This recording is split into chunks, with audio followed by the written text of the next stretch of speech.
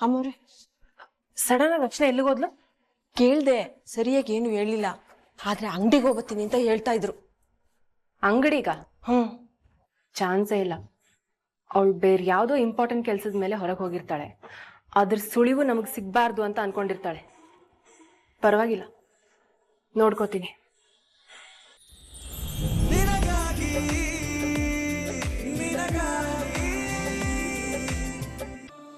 ಕೆಲವೊಂದು ವರ್ಷ ಅಂತೂ 2 ಸಲ ತಿಂಡಿ ಕೊಟ್ಟಿದ್ದಾರೆ ಈ ದೇವಸ್ಥಾನಕ್ಕೆ. ನನ್ಗನ್ಸುತ್ತೆ ನಿಮ್ ಅನುಮಾನ ನಿಜ. ಈ 5 ಲಕ್ಷ ಡೊನೇಷನ್ ಹಿಂದೆ ಏನೋ ಫ್ರಾಡ್ ಕೆಲಸ ಇದೆ ಅಜೀವ. ಇರು, ಚೆಕ್ ಅಂತ ಡಿಸೈಡ್ ಮಾಡೋದು ಬೇಡ, ಒಳಗೆ ಹೋಗಿ ವೆರಿಫೈ ಮಾಡೋಣ.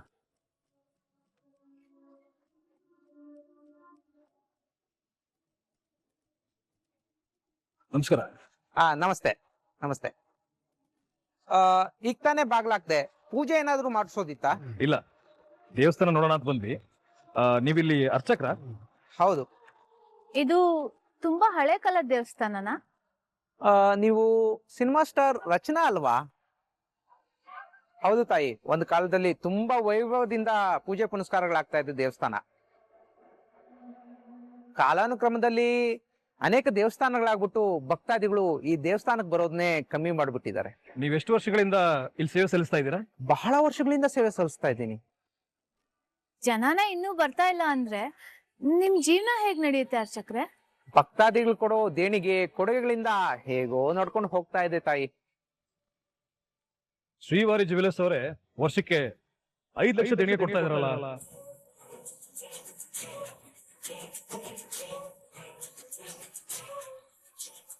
ಮತ್ತೇನ್ ಪ್ರಾಬ್ಲಮ್ ದೇವಸ್ಥಾನನ ಡೆವಲಪ್ ಮಾಡೋದಕ್ಕೆ? ನನಗೆ ಸಮಯ ಆಗ್ತಾ ಇದೆ, ನಾನು ಹೊಡ್ತೀನಿ. ಎಂತ್ಕೊಳ್ಳಿ. ನಾನು ಸಂಜೀವ್ ರಾಘವ್ ಚಂದ್ರ, ಜಗದೀಶ್ ಚಂದ್ರ ಅವ್ರ ಮಗ. ನಮ್ಮ ಕಂಪ್ನಿ ಕಡೆಯಿಂದ ಪ್ರತಿ ವರ್ಷ ನಿಮ್ ದೇವಸ್ಥಾನಕ್ಕೆ 5 ಲಕ್ಷ ದೇಣಿಗೆ ಸಿಗ್ತಿರೋದು ನಿಜನಾ ಸುಳ್ಳ? ಸುಮಾರು ವರ್ಷಗಳಿಂದ ಇಲ್ಲಿ ಸೇವೆ ಸಲ್ಲಿಸ್ತೀನಿ ಅಂತ ಹೇಳ್ತಾ ಇದ್ದೀರಾ. ಸುಮ್ನೆ ಯಾಕೆ ಈ ಪೊಲೀಸು ಕೇಸ್ ಎಲ್ಲ? ಅರ್ಚಕ್ರೆ, ನಾವು ನಿಮ್ಗೆ ತೊಂದರೆ ಕೊಡಕ್ ಬಂದಿಲ್ಲ, ಸತ್ಯ ತಿಳ್ಕೊಳಕ್ ಬಂದಿದೀವಿ ಅಷ್ಟೇ. ದಯವಿಟ್ಟು ಹೇಳಿ. ನಿಜಾನೇ, ವರ್ಷಕ್ಕೊಂದ್ಸಲ, ಒಮ್ಮೊಮ್ಮೆ ವರ್ಷಕ್ಕೆ 2 ಸಲ ಶ್ರೀವಾರಿ ಜ್ಯುವೆಲರ್ಸ್ ಇಂದ ದೇಣಿಗೆ ಕೊಟ್ಟು ಹೋಗ್ತಾರೆ. ಯಾರು? ಒಬ್ಬ ಹೆಣ್ಮಗಳು ಬಂದು ಕೊಟ್ಟು ಹೋಗ್ತಾರೆ.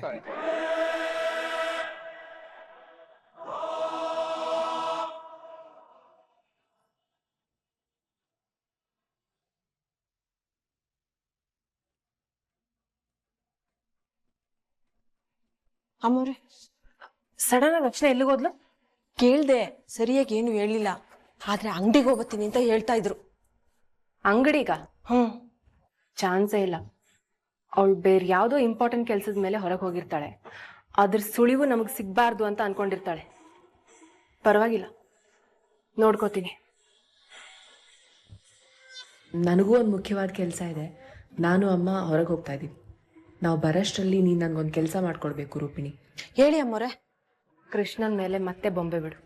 ಮತ್ತೆ ಗೊಂಬೆನಾ? ಯಾರ ಕೈಗಾದ್ರೂ ಗೊಂಬೆ ಸಿಗಾಕೊಂಡ್ಬಿಟ್ರೆ ಅಮ್ಮವ್ರೆ? ಸಂಜೀವನು ರಚನಾನು ಮನೇಲಿಲ್ಲ, ಬಾಲಾನು ಇಲ್ಲೆಲ್ಲೂ ಕಾಣಿಸ್ತಾ ಇಲ್ಲ. ಕೃಷ್ಣ ಒಬ್ಳೇ ಇದ್ದಾಳೆ, ಮತ್ ಬೊಂಬೆ ಹೇಗ್ ಸಿಕ್ಕಾಕೊಳ್ಳುತ್ತೆ? ಹೌದಲ್ಲ, ಕರೆಕ್ಟ್. ಕೃಷ್ಣ ಕಾರಲ್ಲಿ ಸಿಕ್ಕಾಕೊಂಡು ಪ್ಯಾನಿಕ್ ಆದ್ಲಲ್ಲ, ಅದಕ್ಕಿಂತ ಹೆಚ್ಚಿನ ಡೋಸ್ ಕೊಡು ಈ ಸಲ. ಭಯ ಹೆಂಗ್ ಹುಟ್ಟಬೇಕು ಅಂದ್ರೆ, ನಾನ್ ಈ ಮನೇಲಿರಲ್ಲ, ನನ್ನನ್ನ ಎಲ್ಲಿಗಾದ್ರೂ ಕರ್ಕೊಂಡು ಹೊಟ್ಟೋಗಿ ಅಂತ ಅಪ್ಪ ಅಮ್ಮನ ಕಾಲಿಗೆ ಬಿದ್ದು ಅಳ್ಬೇಕು ಮಗು. ಅರ್ಥ ಆಯ್ತಾ? ಸರಿ ಅಮ್ಮವ್ರೆ, ನಾನೆಲ್ಲ ನೋಡ್ಕೋತೀನಿ. ಏನಾದ್ರೂ ಇದ್ರೆ ಫೋನ್ ಮಾಡು. ಆಯ್ತು, ಬರ್ತೀನಿ.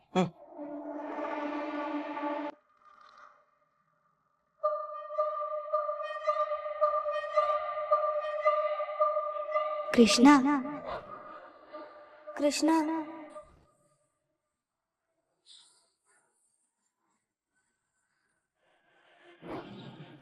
ಕೃಷ್ಣ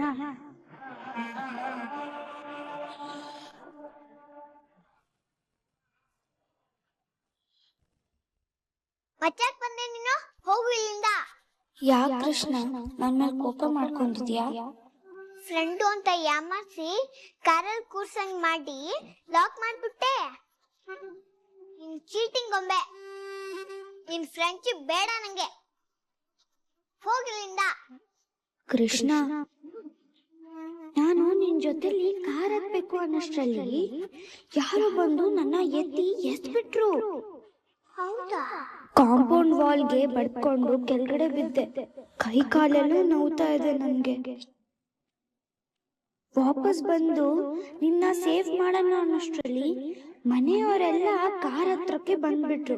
ನಾನು ದೂರದಲ್ಲಿ ನಿಂತು ನಿನ್ನ ನೋಡಿ ಅಳ್ತಾ ಇದ್ದೆ ಕೃಷ್ಣ. ಹೌದಾ? ಗಾಡ್ ಪ್ರಾಮಿಸ್ ಕೃಷ್ಣ, ನಂಗಿರೋ ಒಬ್ಳೇ ಫ್ರೆಂಡ್ ನೀನು. ನಾನು ನಿಂಗೆ ಚೀಟ್ ಮಾಡ್ತೀನಾ? ನನ್ನ ನಂಬು ಕೃಷ್ಣ, ಇಲ್ಲ ಅಂದ್ರೆ ನಾನು ಎಲ್ಲಿಗಾದ್ರೂ ಹೋಗ್ಬಿಡ್ತೀನಿ.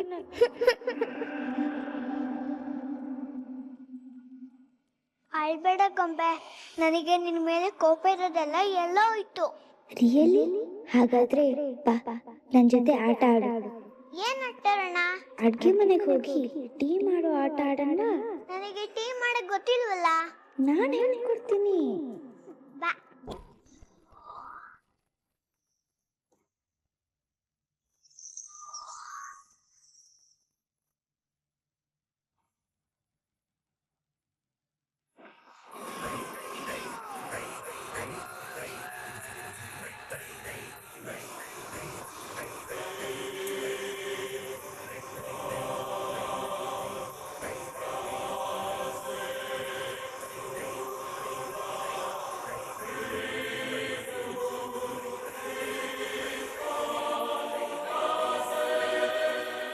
ಅಡ್ಗೆ ಮನೆಗ್ ಬಂದಾಯ್ತು, ಈಗ ಏನ್ ಮಾಡ್ಬೇಕು? ಒಂದ್ ಪಾತ್ರೆಲಿ ನೀರನ್ನು ತಗೋ.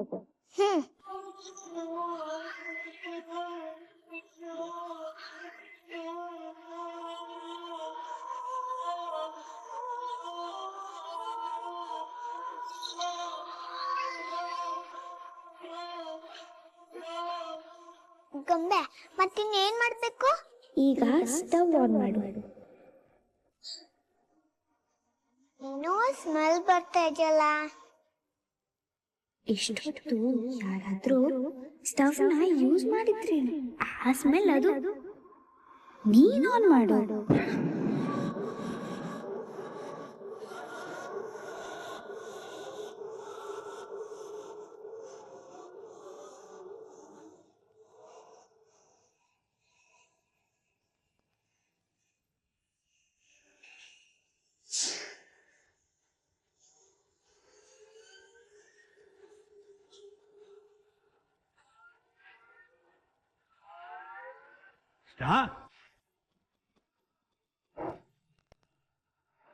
ಏನ್ ಮಾಡ್ತಾ ಇದ್ಯಾ? ಟೀ ಮಾಡೋಣ ಅಂತ ಬಂದೆ ತಾತ. ಟೀನಾ? ನೀನಾ? ಒಂದ್ ನಿಮಿಷ ಇರು. ಈ ಬರ್ನರ್ ಎಲ್ಲ ಯಾಕೆ ಆನ್ ಮಾಡಿದ್ಯಾ? ಗ್ಯಾಸ್ ಬೇರೆ ಲೀಕ್ ಆಗ್ತಿದೆ.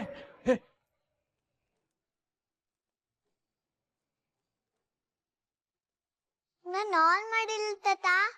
ಮತ್ತೆ ಟೀ ಮಾಡೋ ಆಟೋಣ ಅಂತ ಗೊಂಬೆ ಕರ್ಕೊಂಡ್ ಬಂತು. ಗೊಂಬೆ ಕರ್ಕೊಂಡ್ ಬಂತ? ಹೌದು ತಾತ.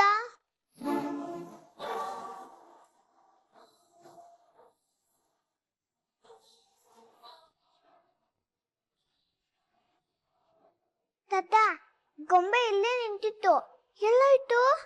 ಇರು, ಏನು ಮಾಡ್ಬೇಡ.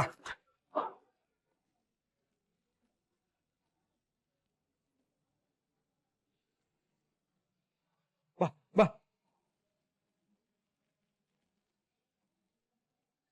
ಸ್ಟವ್ ಎಲ್ಲ ಆನ್ ಆಗಿದೆ, ಗ್ಯಾಸ್ ಲೀಕ್ ಆಗ್ತಿದೆ. ಮನೆಯವ್ರನ್ನೆಲ್ಲ ಸಾಯ್ಸಕ್ ನೋಡ್ತಿದ್ಯಾ? ಅಯ್ಯೋ ಇಲ್ಲೇ ಬಂದ್ರೆ ಅಡಿಗೆ ಆದ ತಕ್ಷಣ ಸ್ಟವ್ ಆಫ್ ಮಾಡಿದೀನಿ. ಏನಾಯ್ತು? ಏನಿಲ್ಲ, ಹೋಗು.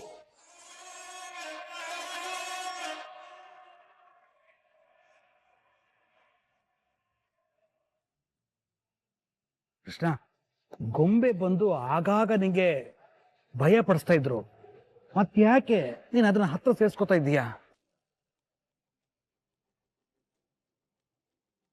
ಸರಿ ನೋಡು, ಇಲ್ಲಿ ನಡೆದಿರೋದನ್ನ ಅಪ್ಪ ಅಮ್ಮಂಗೆ ಹೇಳ್ಬೇಡ, ಅವರು ಭಯ ಪಡ್ಕೋತಾರೆ. ಸರಿ ತಾತ, ನಾನು ಹೋಗಿ ಓದ್ಕೊಂತೀನಿ. ಸರಿ ಪುಟ್ಟ, ಜಾಗ್ರತೆ.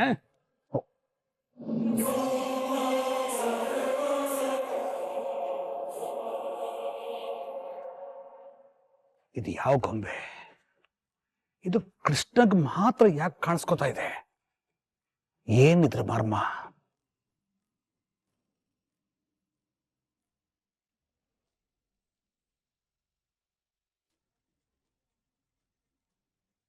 ಹೆಣ್ಮಗಳ? ಯಾರವರು? ಅವ್ರ ಹೆಸರೇನು? ಆ ವಿವರಗಳು ನಂಗೆ ಗೊತ್ತಿಲ್ಲ, ಅವ್ರು ಹೇಳೋದಿಲ್ಲ.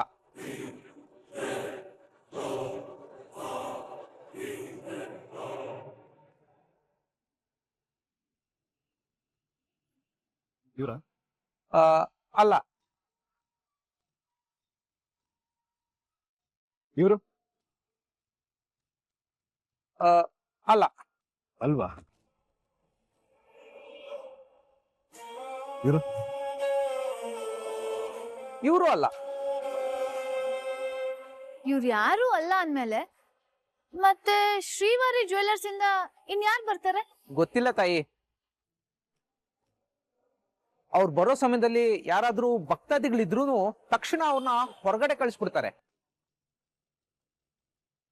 ಇಡೀ ದೇವಸ್ಥಾನನ ಅವ್ರ ಕಂಟ್ರೋಲ್ ತಗೊಂಡ್ಬಿಡ್ತಾರೆ. ಆ ಹೆಣ್ಮಗಳು ಮುಖ ಕಾಣದೆ ದೂರದಲ್ಲಿ ನಿಂತು ದೇಣಿಗೆನ ಕಳಿಸ್ತಾಳೆ ತಾಯಿ. ನಂತರ ನನ್ನ ಹೊರಗಡೆ ಕಳಿಸಿ ದೇವಸ್ಥಾನನ ಬಾಗಿಲು ಮುಚ್ಚಿಬಿಡ್ತಾರೆ. ಅಲ್ಲ, ದೇವಸ್ಥಾನ ಬಾಗಿಲು ಮುಚ್ಚಿ ಏನ್ ಮಾಡ್ತಾರೆ? ಯಾರಿಗೂ ಗೊತ್ತಾಗ್ದಿರೋ ತರ ಹೋಮ ಹವನ ಏನಾದ್ರು ಮಾಡ್ತಾರ? ಇಲ್ಲ, ನಾಟ್ಯ ಮಾಡ್ತಾರೆ. ಹಾಡ್ತಾಳೆ, ಅಳ್ತಾಳೆ, ನಗ್ತಾಳೆ. ಹೃದಯನೇ ಕಿತ್ತು ಬರೋ ತರ ವಿಕಾರವಾಗಿ ಕಿರ್ಚ್ಕೊಳ್ತಾಳೆ. ಆಮೇಲೆ ತನ್ನ ಪಾಡಿಗೆ ತಾನು ಹೊರಟು ಹೋಗ್ತಾಳೆ. ಆಕೆ ಯಾರು, ಎಲ್ಲಿಂದ ಬರ್ತಾಳೆ, ಏತಕ್ಕೋಸ್ಕರ ನಮ್ಮ ದೇವಸ್ಥಾನಕ್ಕೆ ಬರ್ತಾಳೆ ಅನ್ನೋದು ಇಲ್ಲಿವರೆಗೂ ರಹಸ್ಯವಾಗೇ ಉಳಿದಿದೆ. ಇಷ್ಟೇ ನನ್ಗೆ ಗೊತ್ತಿರೋದು. ಇದ್ರ ಮೇಲೆ ಏನು ಕೇಳ್ಬೇಡಿ, ನಾನು ಹೊರಡ್ತೀನಿ. ಅರ್ಚಕರೇ, ಒಂದ್ ನಿಮಿಷ. ಇದನ್ನ ಖರ್ಚಿಗೆ ಇಟ್ಕೊಳ್ಳಿ. ಆ ಹೆಣ್ಮಗಳು ನೆಕ್ಸ್ಟ್ ಟೈಮ್ ಇಲ್ಲಿ ಬರೋದು ನಿಮ್ಗೆ ಗೊತ್ತಾದ್ರೆ ಈ ನಂಬರ್ಗೆ ಫೋನ್. ಆಯ್ತು, ಸರಿ, ನಾನು ಬರ್ತೀನಿ.